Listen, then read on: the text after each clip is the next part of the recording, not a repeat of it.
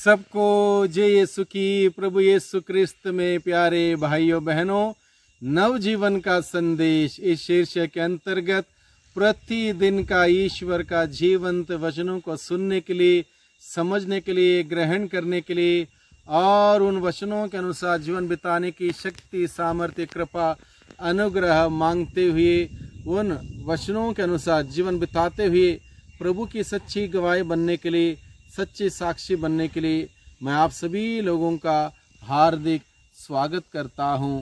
आज नवंबर की 7 तारीख है, बृहस्पतिवार का दिन है और आज के दिन में प्रभु पहले पाठ के द्वारा और सुसमाचार के द्वारा हम सबों को यह सिखाता है कि ईश्वर हम सबों को महत्व देता है।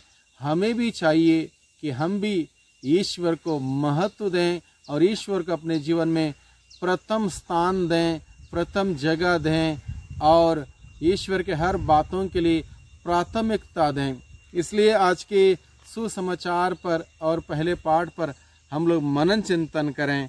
आज के सुसमाचार हम सबों को दिया गया है संत लूकस के द्वारा रचित सुसमाचार अध्याय 15 पद संख्या 1 से 10 का प्रसंग है। इसमें सबसे पहले लिखा है, ईसा का उपदेश सुनने के लिए नाकेदार और पापी उसके पास आया करते थे।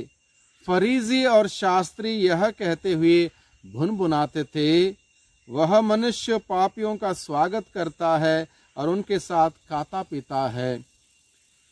शास्त्रीय फरीसियों को बहुत बड़ी प्रॉब्लम होती थी क्योंकि प्रभु यीशु मसीह हर एक व्यक्ति को महत्व देते थे, हर एक खोए हुओं की खोज करते थे, गुमराह लोगों को सही रास्ता दिखाते थे और पापियों को पश्चाताप के लिए बुलाते थे।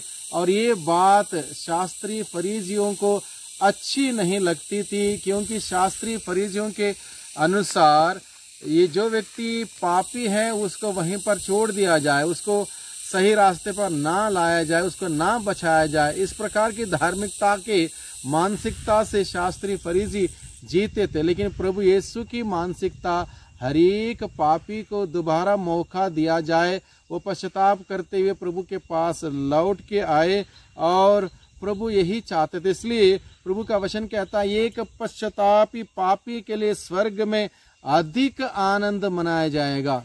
एक पश्चातापी पापी के लिए स्वर्ग में अधिक आनंद मनाया जाएगा। हालांकि पापी सभी हैं, सभी पश्चाताप नहीं करते। इसलिए इस बात का महत्व प्रभु ने दिया, जो व्यक्ति जब पश्चाताप करते हुए लौट के आता है उसको माफी दिया जाए और उसके पश्चाताप और स्वर्ग राज्य में आनंद मनाया जाए। इस प्रकार से प्रभु शास्त्री फरीसियों को सिखाता है कि हर इंसान ईश्वर के दृष्टि में कितना महत्वपूर्ण है, कितना कीमती है, कितना ईश्वर हर इंसान से प्यार करता है। इस बात को प्रभु बताना चाहता शास्त्री फरीसियों को। इसलिए इस दृष्टांत के द्वारा प्रभु ने उनके सम्मुख अपना दृष्टिकोण प्रस्तुत किया। प्रभु कहता है, ईसा ने उनको यह दृष्टांत सुना, यदि तुम्हारे 100 भेड़ें हो और उनमें एक भी भटक जाए तो तुम में ऐसा कौन होगा जो 99 भेड़ों को निर्जन प्रदेश में छोड़कर ना जाए और उस भटकी हुई को तब तक खोजता ना रहे जब तक वह उसे ना पाए।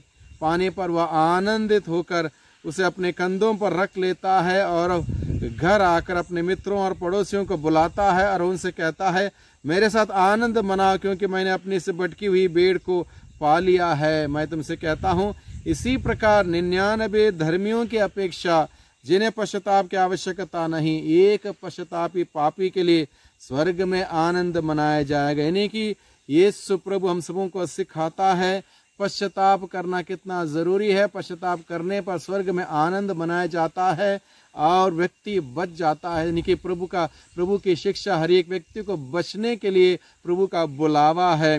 मनुष्य का विचार हालांकि संकीर्ण है, जैसे शास्त्री फरीसियों के विचार से हम समझ सकते हैं संकीर्ण है, लेकिन ईश्वर का विचार विशाल और विस्तार है, हर कोई बच जाए, ईश्वर यही चाहता है। आज के सुसमाचार पर हम देखते हैं कि प्रभु की उदारता पापियों के प्रति उनको बुलाने के लिए पश्चाताप का निमंत्रण देने में और उनको बचने का फिर एक बार सुअवसर प्रभु देता है। आज का पहला पाठ जो संत पौलुस ने फिलिपियों के लिखे हुए पत्र से लिया गया, अध्याय 3 पद संख्या 3 से 8। इसमें संत पौलुस कहता है कि मैं जिन बातों को लाभ समझता था उन्हें यीशु को जानने की तुलना में सब कुछ हानिकारक समझता हूँ। ना केवल हानिकारक समझता हूँ बल्कि कूड़ा समझते हुए बाहर फेंक देता हूँ। यानी कि संत पौलुस यीशु को जानने के बाद यीशु को इतना महत्व देता है, यीशु के सामने दूसरी कोई भी चीज उसके लिए महत्वपूर्ण नहीं है। वो कहता है बाकी सारी चीजें जो आज तक महत्वपूर्ण जरूर थी, अब यीशु को जानने की तुलना में वो सारी चीजें महत्वपूर्ण नहीं है। मेरे लिए वो कूड़े के समान है, हानिकारक हैं, इसलिए मैं कूड़ा समझ के बाहर फेंक देता हूँ। और इस प्रकार से पूर्ण रूप से प्रभु यीशु को अपनाता है संत पौलुस। प्रभु की मानसिकता अपनाता है, प्रभु का दिल अपनाता है, प्रभु का मनोभाव अपनाता है और कहता है मैं सब कुछ प्रभु के लिए अर्पित करता हूँ और प्रभु को जानना मेरे लिए सर्वश्रेष्ठ लाभ है। संत पौलुस आगे कहता है मैं प्रभु यीशु मसीह को जानना सर्वश्रेष्ठ लाभ मानता हूँ और इस ज्ञान के तुलना में हर वस्तु को हानि ही मांगता हूँ। भाइयों बहनों, कितनी सुंदर बात है प्रभु यीशु का प्यार का अनुभव करना, उसमें समा जाना, उसमें जीना, उसमें रहना और उस प्यार में रहने के लिए बाकी सारे दुनिया की चीज़ों को, मोह माया को, सब कुछ त्यागते हुए यीशु में लीन हो जाना। कितने सुंदर बात संत पौलुस बताता है। और प्रभु यही चाहता है कि हम सभी प्रभु में एक हो जाएं, प्रभु में लीन हो जाएं, प्रभु में आनंद मनाएं, प्रभु में जिएं और इससे बेहतरीन जिंदगी हमारे लिए और नहीं मिल सकती। इसलिए प्रभु मनाएं, प्रभु में जिएं और इससे बेहतरीन जिंदगी हमारे लिए और नहीं मिल सकती। इसलिए प्रभु हम सबों को बुलाने आया है, उसके नज़दीक, उसके पास, उसके सानिध्य में, उसके छत्र छाया में बुलाने आया है। इसलिए प्रभु के पास जाएं, प्रभु का वचन सुने और उचित कार्य करें, उचित कार्य पश्चाताप करने का पश्चाताप करें और प्रभु में आनंद मनाएं। वही प्रभु हम सबों को बहुत आयत की आशीष और बरकत प्रदान करें। सबको जय यीशु की, सबको धन्यवाद।